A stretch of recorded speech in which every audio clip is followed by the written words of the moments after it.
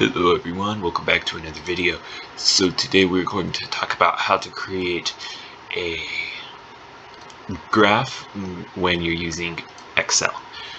So this is the latest version of Excel as of the making of this video, so just in case you need to know, because many companies are still using older versions of Excel. So the first step is to select all of what you want on the x-axis. So we're going to select the weight column right here. Then what you're going to have to do is you're going to have to change the way that this weight column is, as you can see right here. Now here's something important to consider. If you already set it up to where it was from X being the lowest to the highest, then you do not need to follow the step, but normally you have a data set that requires this step. So what you are going to have to do is click on the sort and filter and then sort from smallest to largest. Now that you've got this done, what you're going to have to do is click insert, and then you're going to select your graph. You can either select, in this case, from here or from here to here.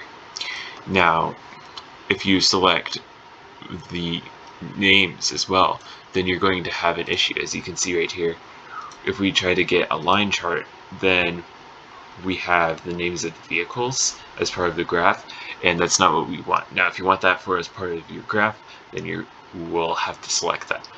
However, we do not want that for this graph, so then we're going to select from here to here. And that's one of the annoying aspects about, or not aspects, but one of the annoying defaults that Excel has, where if you select the entire data set, then you're going to have an issue with getting the entire picture together the way that you want for it to be. So we are instead just going to have to select this section. Now once you've done this and you've clicked insert and then clicked recommended charts and then clicked all charts, you will have different options. So it normally will depend on the options you want, but I prefer the XY, scatter, and then especially with the smooth lines, because then you will be able to get some lines, and lines are very crucial for data sets like this that deal with the X values and the Y values, of how they depend on the X values.